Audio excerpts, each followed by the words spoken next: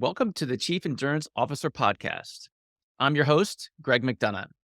Each week, we hear real-time stories from athletes and CEOs on how to maximize performance through an endurance mindset.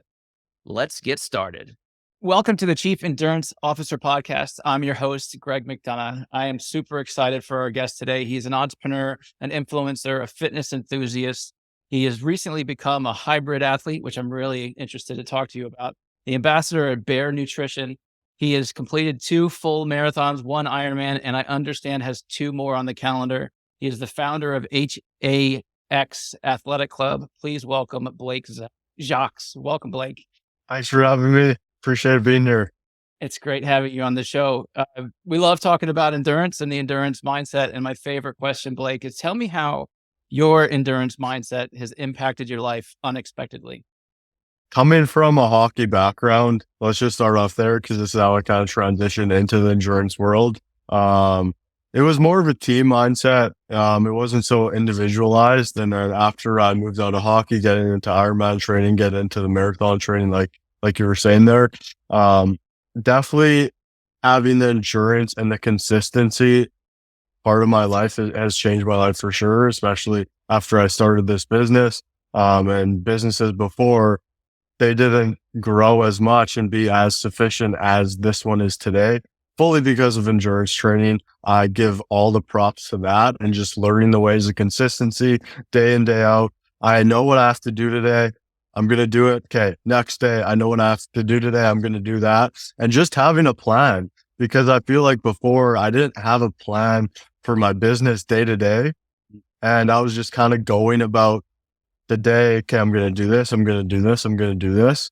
But just like Ironman training, just like marathon training, this is something I preach to my athletes that I train online, is that we have blocks in the day and we just have to get them done. That's all we have to do. We have to plan the day and get it done.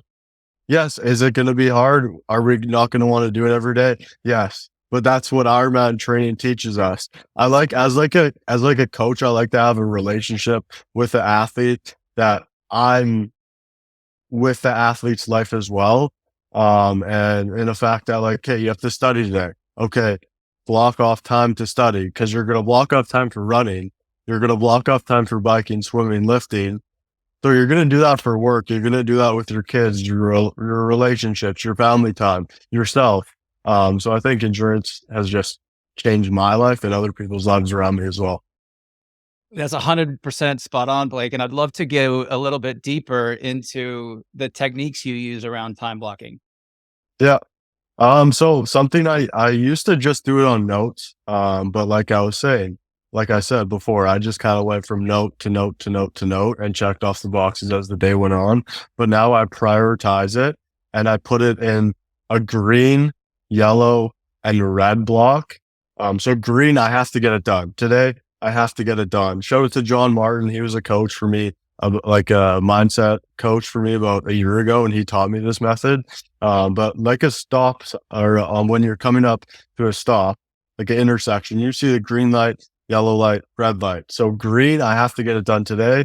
Yellow, I have to get it done maybe today, tomorrow. Red, 2 weeks. So this is what I get the most important stuff done right out of the way. Maybe some stuff I don't want to do, but I just have to get it done kind of thing. Then the yellow, couple days, red, maybe 2 weeks down the road. Cause when I was just doing the notes, I was just going through it, checking the boxes because there were some things in the green column that I didn't want to do, but I'll just do this task 2 weeks down the road that it has to be done, but I don't want to do this task kind of thing. So how often, and I'll relate this back to endurance in a minute, but how often are you reviewing the red, yellow, green, yellow, red lists? Every day, for sure. Yeah. Cause I get the green done. Usually green's like a repetition thing daily because I do have check-ins every day. I do have videos that I need to create every day and just tasks I need to do every day. And those green things sometimes stay there every day, but then maybe the yellow, I have a race I'm going to with my athletes. I have to order flags. Is that urgent? No, but I have to get it done. So if I have some time, I'm going to get that done.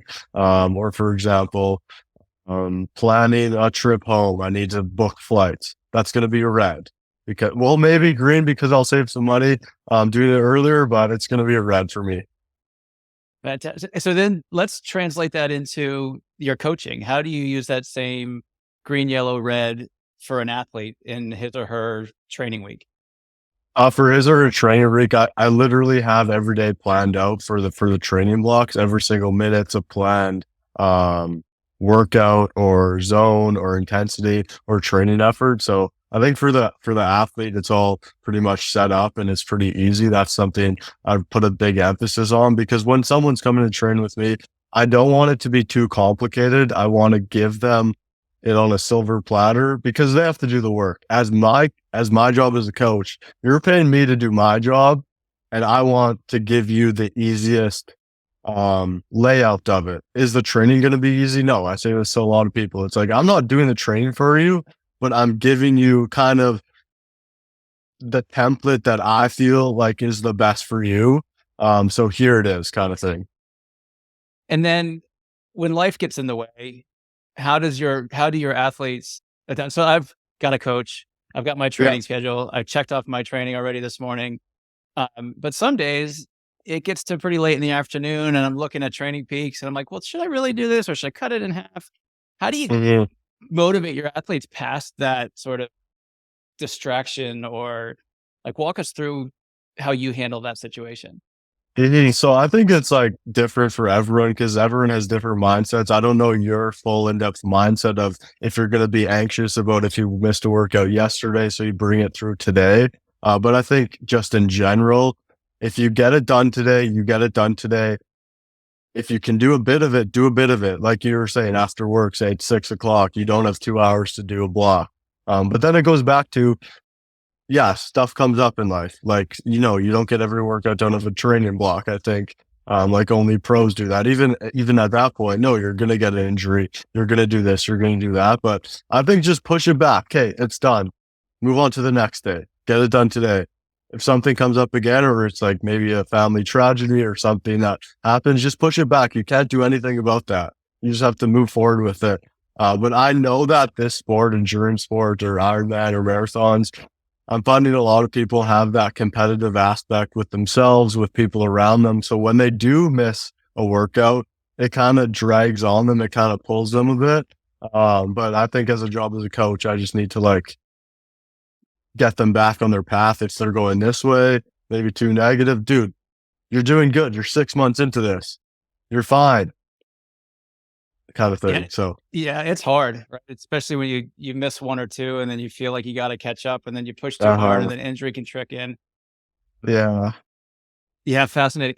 So, slightly different topic. As you work with your athletes, is there one single or many misconceptions that your athletes kind of bring to the table when taking on an endurance activity like this?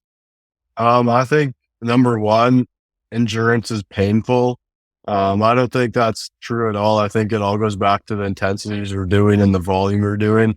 I think going into a workout, it's not always going to be, I'm super fresh for the workout, but it's going to be, I just have to get through this block at these intensities. Am I going to do zone 4 for whatever, like a long time? No, because then we'll be trash for the next workout, kind of thing. I think like even me getting into endurance, seeing someone run whatever, like a 10K, I think they're in pain the whole time. But no, it doesn't have to be like that. And you will get faster with time. I know that now people getting into this, they see videos, they see people doing fast times.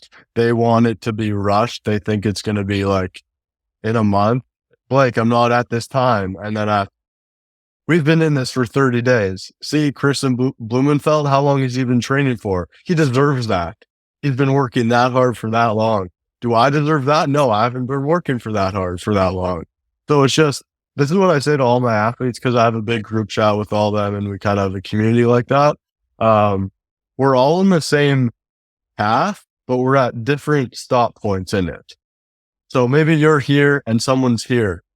This person deserves to be here because they've worked hard. They've been lucky enough to have that body, that efficiency, that work ethic to get there. But you're here. We are going to get there. It's just a matter of time because everyone's at the same path. at different checkpoints. That's a great way to look at it. And as one of those athletes that tends to be sort of on the back of the pack, it's always Mm, frustrating looking at somebody else, looking at their yeah. performance, looking at their equipment. Look, it's instead Uh-huh. of like It taking the is. time and really self-reflecting. Mhm. I think like especially for some people, like I've had a lot of people drop off because we have people that do a lot and are fast and that sort of thing. And that I talk to them, but sometimes it just gets in their head too much. And this is something I'm thinking about when we're posting our times online and XYZ. I haven't been posting as many times now. I just post my like me doing a workout. I used to post like my times and stuff, but I know how negative that can be to some individuals getting into the sport. It's definitely a comparison of being like, oh, I'm at this, I've been doing this for this much and I'm not at this level. And it kind of drags people down. It happened to me for sure when I was getting into it. But exactly. Like that's how I set people back in that mindset of we're at different checkpoints. We will get there. We will get there. It's just a matter of time kind of thing. Well, and there's so many different variables that play into it, right? There's road Mm, conditions, there's weather, there's what you ate the night before, and all these things kind of play into which makes mm, like the time performance a really dangerous metric to follow, right? Unless mm, you're on a track in the same conditions, you could yeah. expect a similar time performance. But if you're doing man Wisconsin and it's cold and windy and you've been training in Florida where it's Yeah. flat, you're not going to have a PR in the bike. No, exactly. And this happened to me this past Ironman. Like in Ironman Florida, I did 11, 21, 21. Not a day I was shooting for, but it was a PR because this was a super flat course. I had a fever a couple days before, so it was just a mess of a race. But then Ironman Canada, a year before my first Ironman, I did 11:22. So it was a PR, didn't feel like a PR, but can you compare those? Because on Canada, Ironman Canada, I felt like I had a good day, but the elevation on the bike was like, I don't know, 3,600 meters. And the Florida was literally like 500 meters. So yeah, it's super tough, especially when you're comparing different races in your first couple races. You can't really compare um, horses to courses. I think horses down the line for sure, but um, yeah, Yeah, I tend to do my comparison against my age group winner and the overall men's winner and say, like, if he has an 8-hour day and I've got a 14-hour day, like, well, however that gap is, as long as I'm still in yeah, those same percentages, it kind of makes me incorporate the conditions of the day. yeah. Like, totally shifting gears here. Let's talk about you. I'd love to know more about your history, how you got into this. You mentioned you were a hockey player at some point. Yeah. Tell the audience more about you. Okay, so let's go right from when I was 3 years old. This was the first time I strapped on my skates in the backyard with my dad. Like we lived in Canada, it was minus 40. So we were in the backyard flooding the ice. Like we made ice sheets every year. Like all my friends on my street had their own rink kind of in their backyard. So it was pretty cool. I think that was like the best time of anyone's lives growing up in Canada. But yeah, growing up, played hockey, competitive level. That pretty much took me to where I was in Calgary. I was playing hockey. I moved away from home at 18. Played for 2 years. COVID happened. I was falling out of love with hockey. I kind of knew I wanted to do this fitness online. I didn't know where it would take me, but I've always had a very big interest in it. Since I was 14, I sold my first like PDF workout plan when I was 14, 15 years old. So I knew I wanted to get into this. I knew I was going to do it, but was it going to be when I was 19 finishing hockey, or I was going to go back to school for another 4 or 5 years to play hockey until I was 25, 26, and then I'd kind of get into it. And COVID happened, and my uncle passed away, and then that kind of gave me a perspective perspective on life kind of thing. So I just kind of took that with me and grew with it, and moved on from hockey. Started a digital marketing agency when I was um, 20, and then last year when I was 21, I started Hybrid Athlete X HAX Athletic Club as it's now called. And then, yeah, now a year and a half down the line, it's grown a lot, but I think the main thing just to take out of this is just life's going to change down the way and those transitions will be hard. Like if you are in school and you're doing this topic and you don't like it, move on to the next one. That's okay. That's only another couple of years here. So just continue to move on and transition with it. Transitions are hard. They're super hard. Like when I was moving out of hockey, it was really hard to get out of it because I've been playing that from 3 to 19, like 16 years. And then I moved into this part of life.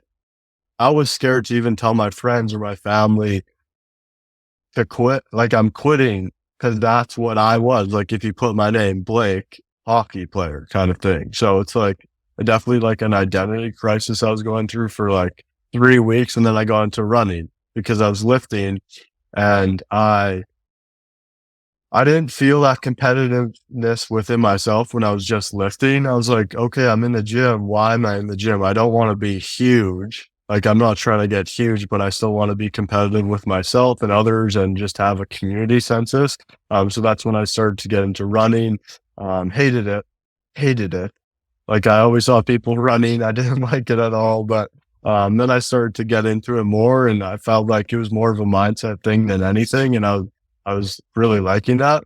So then I signed up for a marathon 3 months after, did that, and then did an Ironman 70.3 6 months after that. And then following, we've done around like 10 Ironman 70.3s, marathons, Ironmans kind of thing. So yeah, it's definitely a whirlwind. And I feel like once you get into it, and just see as you can go with it. But yeah.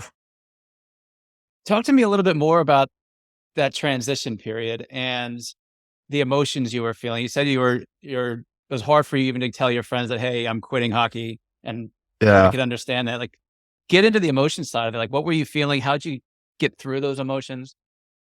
I was feeling very lonely, I feel like, because I felt like I don't want to like even say this to my parents because they've been working with me. They've been investing in my education, in my future, with going to school, with getting a scholarship, with that kind of thing. And I don't know, like I broke down when I told them for sure. Like I broke down when I told almost everyone because that's a big thing I was releasing inside of me. It's like it'd be like telling, I don't know, in a relationship, like you want to get out of the relationship, but you don't want to, but you want to, but you don't just have the guts to kind of bring it up and talk about it. And I think that goes back to like, I don't know, it's men's mental health. And it's like just to bring up the stuff that's inside of you because it feels a lot better. And even if you're not going to, let's say, move on from a sport, you can still talk about it with other people. Okay. So here are the pros, here are the cons. Here's how the next couple of years will look like if you play, if you don't play, and kind of have that perspective of it and just know that people are comfortable with talking about it. But it was scary as hell for me. Um, yeah, I was definitely lost for sure. With myself, I didn't know who I was kind of thing because I was always going to practice. My summers were based around hockey training with all my friends at the rink and going to train. And then we leave to our teams like across North America kind of thing. But yeah, it was definitely a big change for me and just telling my friends because a lot of my friends are still playing as well, right? So to tell them, it's kind of like I feel like it's a shot to them as well because they're still playing, but I kind of left. But it's just in my mindset as well because when I talk to them about it, they're like, "No, dude, go do your thing. Like we're on our paths. We're on different paths here." Comes back to being on different paths. Blake, you left me a little breadcrumb and you mentioned men's mental health. And I Yeah. wanted to dig into that deeper. Do you have routines or daily practices, those types of things around your mental health? Yeah, I think a big thing for me is just sweating, working out and just getting it done in the morning. I know that if I don't, I'm kind of just like, I don't feel as refreshed in the day because I feel like to start the day off, like you feel good, you get the endorphins running, you feel fresh, you get in the shower, you come out, you start work kind of thing. Versus the days where maybe you wake up, um, I don't know. I just don't feel as energetic when I start the day off like that.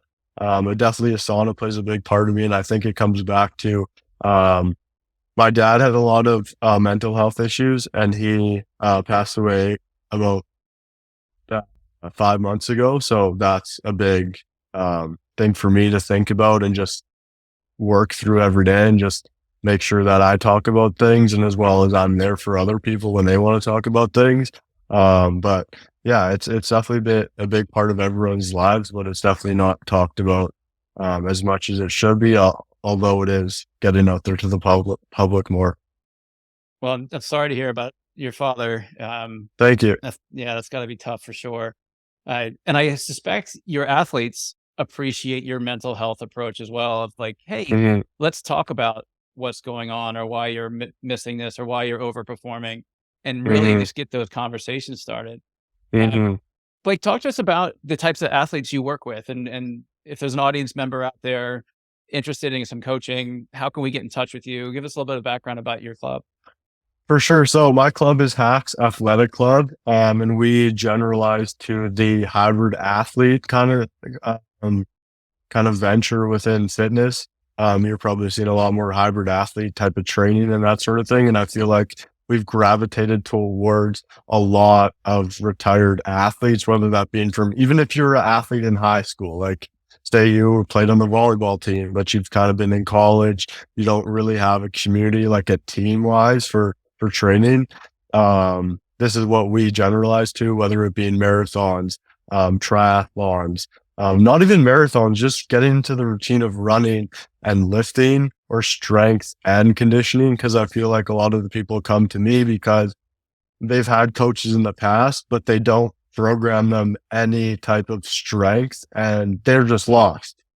When do I do an upper day, a lower day? Because they still like to lift. Like I was saying, when I was getting out of hockey, I was solely doing like a bro split, like a back, chest, back, legs, just like a robot, doing the same things in the gym kind of thing.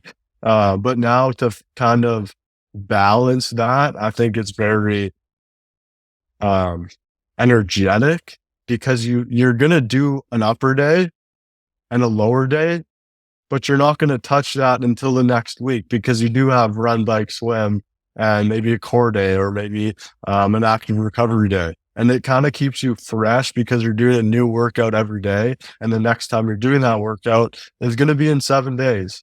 But I think the general um, audience that I'd like to take on is just someone who's open to this way of training. If it's not for you, it's not for you. If we work together for 6 months and you don't like it, that's okay. Like, it's not going to be a perfect relationship every single time. But I think I just want someone with like an open mindset, and they're craving like a community and some competitiveness within themselves to kind of roll them forward into the next race, into the next year, that sort of thing.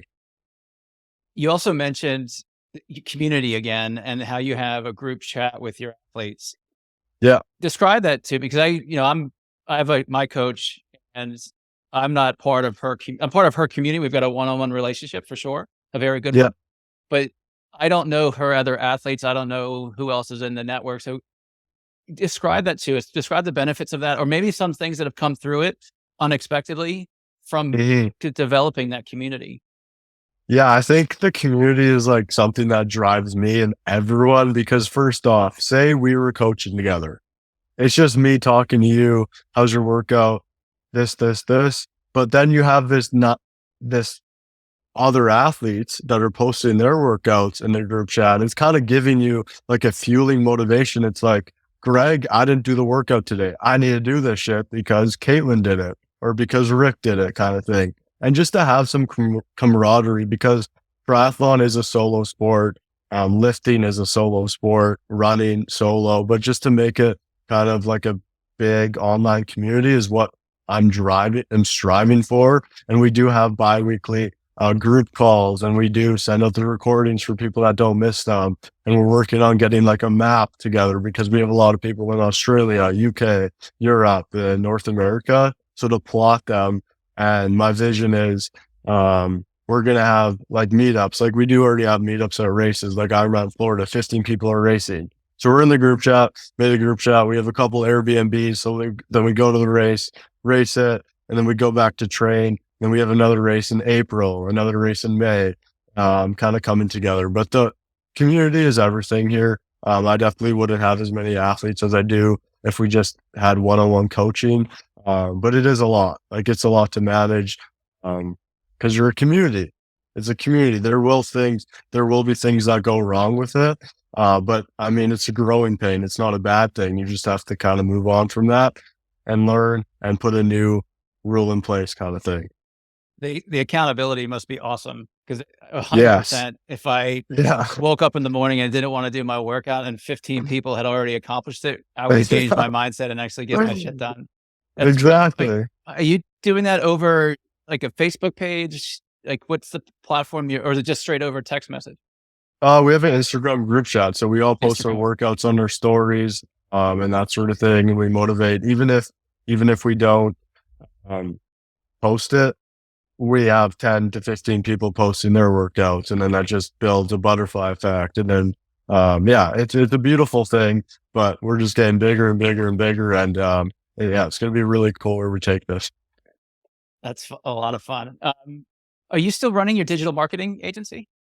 No. So this is what was happening. So Hacks was at this point, this digital marketing was at this point, and it was kind of they both were becoming stagnant because I only have so much time in the day. So I had to drop one to kind of launch the other one. So I stopped doing the digital marketing and then I just put all my time into Hacks. And yeah, I mean, I use the stuff I was doing in digital marketing for Hacks now. So it's kind of like I was just learning things while I was doing this, and then now to launch and grow Hacks has just been incredible. But it was risky. It's like you have two things, you have two incomes, you have two kind of let's say jobs, let's call them, but now you only have one. So now this is your whole day kind of thing. But I love it. It's a part of me, and yeah, I just can't wait to keep working on it. You have to walk me through the thought process for that decision as well. Yeah, so number one, the main client I was working with for my digital marketing, um, they saw that I was putting more time into this because I'm socially active online. They see how much I'm putting into this. It's like you're not putting as much into the digital marketing as you were doing before Hacks was kind of growing. And they're like, "This is you. You cannot give this up. So go do it. We know you're going to succeed at it. We know you're going to do well, but kind of go at it." And I talked to a couple of people about it, like my business coach and just a couple of mentors, my family, my friends, and they're like, "Blake, this is you. You cannot give this up. Just go and grow it and have fun with it because you never know how long it's going to last, and you just have to take it until however long it lasts." But I know it's going to be along for a while, so. So what advice would you give an audience member who's considering changing careers or becoming an entrepreneur? What's your advice to them? I'd say don't do it right off the get go. Like when I launched Hacks, I still was doing like let's say I'm working at, let's say I'm like a whatever, let's call it an accountant. Let's say I'm an accountant right now and I have this idea. Am I going to drop this for this right now? No, but I'm going to drop this when this kind of gets bigger, bigger, bigger. And then maybe it's stagnant for a bit. And it's like, okay, this can't grow anymore while I'm still doing this. So now I'm going to drop this and kind of go on with this. But you still have to look at it like if you have a family, you still have to provide for everyone. You still have a lot of things to take into account. But for me, I'm fortunate enough to be young. I don't have a lot of overhead, so I kind of just went with it, and see where it goes. That's fantastic. Blake, how can an audience member get in touch with you? Instagram at Blake Jacques. It is Jakes. It's not Jacques. Jacques. It's Jakes. BlakeJaques. Fantastic. And we'll include those in the show notes. Man, I Great. loved our conversation, especially our discussions around building community and the impact that accountability is having on your athletes. I'm going to make that same suggestion to my coach. I think once I get off recording this podcast, I also really appreciated your perspective that endurance doesn't have to be painful, right? Yeah. Like the intensity can vary and it doesn't need to be like this long 26.2 mile dragging Yeah. painful experience. Yeah. Cause it's like we build up to it. It's not like you're running. It's like a lot of people say, okay, I want to do a marathon. It's like, well, I can't do one. Yeah, not right now, but we're building up for that. Just like the roadmap. We're here. We're getting here. This is the plan to get here. We're going to do it. Just trust the process. That's spot on. And I really enjoyed when we started off the conversation about your notes and your prioritization and using the green, yellow, red concept. And then ultimately we talked about getting it done today, like just get it done Yes, and carrying them. exactly. Okay. How do you structure your day when you're checking off the boxes? So I do mine, like the week before. I look at my following week as a 168-hour week. And I first put on the things that are essential. So your greens, and then I put on Mhm. my yellows, and then I'll usually put on something that's fun. So if it's the Nice. springtime, I get to go play golf or go for a hike, but something to look forward to so that the Yeah. tough times or the tough assignments are a little bit easier when I know, hey, tomorrow at this time, I'm going to be hiking for 2 hours with my dog. Mhm. I kind of take it at that Yeah. process. Um, but I of course, like that. things get thrown in the day as always. And then obviously the training gets logged in as well. And so, Yeah. Cause even but when we're like getting, like, say it's a tough day, like I have a long day coming up, but I have, like a little fun sauna, cold plunge, barbecue after with some friends. Like even to have that, it's a lot easier to get through the day to have something to look forward to, like you were saying, versus not 100%. having anything. And then it's like, I don't know. There's something there psychologically, but, it's definitely relevant. Yeah, there's a great book called The 168-Hour Week. Uh, Okay. and the Let me name's put this slipping me, but down. I'll put it in the show notes. So when you get the episode, but it's awesome. And she talks about scheduling things that you enjoy because then it makes the harder assignments a lot easier to accomplish. Great. Yeah, it was perfect. I'm going to share this on our story here. So we'll get some viewers watching the Nice. show.